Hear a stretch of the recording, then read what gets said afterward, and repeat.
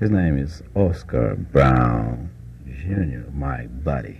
You are a mark. I consider you one of the most important poets I know. I tell you why. Well, I'm a poet too. You know that. That's for sure. I'm very concerned about the not only the beauty of the poetry that exists in the words, but also the point of view, the responsibility that we have as a humans, as a people, from any race, from any background, we have a serious responsibility. You are one of the most correct, powerful poets that I ever heard. Not only in your ability of really writing and creating the poetry and about your inspiration, but how you do your presence, your moment, your ability of perceiving the beauty of the moment. Performing, we just did a performance not too long ago, Varnish the Bar and Grill, and the Valentine's Day was that, and it was amazing how you take over the whole space, great life right there on spot, and you did that. I was like producing, and sometimes I forgot that I had a position there. You know what I mean? Even to play, because I had to go and stage with you. I said, "Oh, I'm working here," because I was I wasn't an audience. You know what I mean? It was hard for me to go and be on stage because I wanted to see what you're doing. And in my opinion, you are, I have to say that, more important than Shakespeare. I pay a lot of attention to you. I pay a lot of attention to Shakespeare, and I am really rewarded by your compliments. No, yeah, you just embellished my music with your poetry, everything you write. I tell you, write it down, because sometimes you say something and I say, no, write it down. I don't mean that, because everything is a history for me. So you say something, I say, hey, write it down. Right? Yes, the devil will do that to you. Yes, that's write good. it down. That's good. You say, maybe come with another phrase, but that one I want to. But anyway, so what's your major work? I mean, what do you consider your major work through, the past?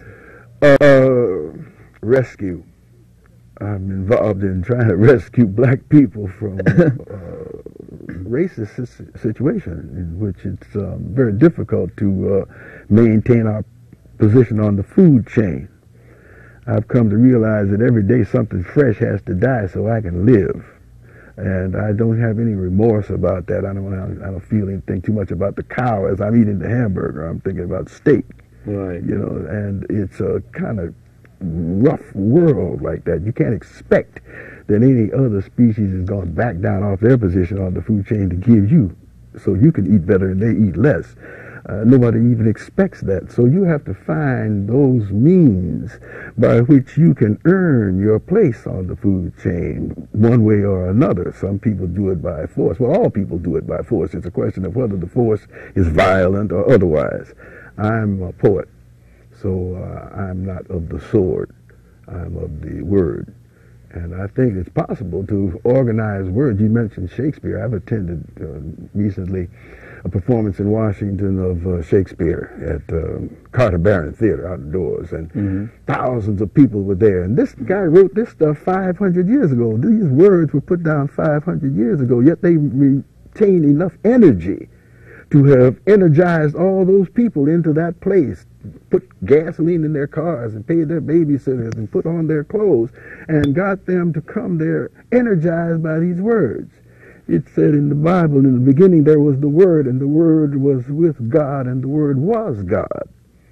And the spoken word, the use of the word, is of such great energy and positive potential that I feel that the work of rescue can be accomplished in part that way. The other part, of course, is music. I'm very much involved in making music, in the rhythms, particularly of Africa, which have prevailed so strongly in America that all the popular dance forms, all the popular musical styles have come from what is called the black bottom. from the Charleston through the cakewalk, through all the dances that boogie woogie and the jerk, the bump, the boogaloo, all the stuff that has been all the musical styles, jazz, bebop, gospel, rock, rhythm and blues, even country western is based on the boogie woogie changes of the early African music. So in America, I mean. So that's been a very much a part. So how to organize this force in a positive way? This is a joyful thing. These are gifts we're talking about. People can't just pick up the guitar, pick up the drum, and play like Mayuto. You have to be gifted, and that gift can only come from one place, whatever you call it. It's my obligation to be in tune with that kind of work that you have too, and that's why we are very good friends, and we are also very we in harmony with that, you know, for sure. Well, there's a part of your life that, of course, I cannot leave out, which is one of the most beautiful parts of your life, and one of the most talent parts of your life, and one of the most inspirational parts of your life, Gene. You didn't expect that. You didn't expect that. Yes, I did. The way you were setting it up, there could only be one person. Oh, okay. I'm so glad. I'm so glad I was not like too abrupt. Well, Gene and I met here in Los Angeles at Red Fox's house at a party. I was playing in the club up on Sunset Boulevard at the time. She was playing in, I think it was called Basin Street West on Pico and Western, and she was dancing in the chorus. She was the lead dancer. She had toured in Europe with a company and had been part of a company called Trio Black Venus, I believe. Anyway, I had met her when she had shortly returned from Europe, and I was performing here, and I saw her at this party, and nothing in the world was ever the same. Yeah. I know. I saw this poster that you have there at your wall. Yes. And it's a magic in that poster. You know, you and Gene, I mean, it was a magic there. What happened with the arts? I mean, in general, I mean, there's a twist there. Got derailed to a certain extent, you know, just taken off track. I can remember when I was younger, I used to go around to what they call black student unions, organizations of young black students who were in the colleges all along the California coast, from San Diego all the way up to San Francisco. We performed in a whole bunch of these colleges. And I used to always encourage the kids to get into television because that's instant world. But now when I look what they're doing on television, some of it is so vulgar and so ugly, you know.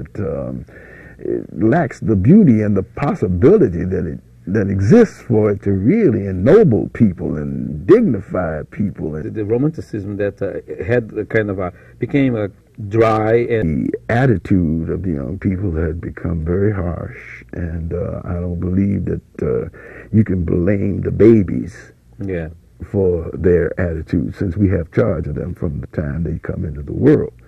So if we raise a generation of disenchanted, you know, really angry young people, I see no reason why men shouldn't be able to run boys. Men are where boys have to go. And boys respect that. They know that if you carry yourself like a man. Right. All men have been boys, and so we are an expert in being boys. That's right. The difference between men and boys is the price of their toys. It's how much they pay for the way in which they find their joys.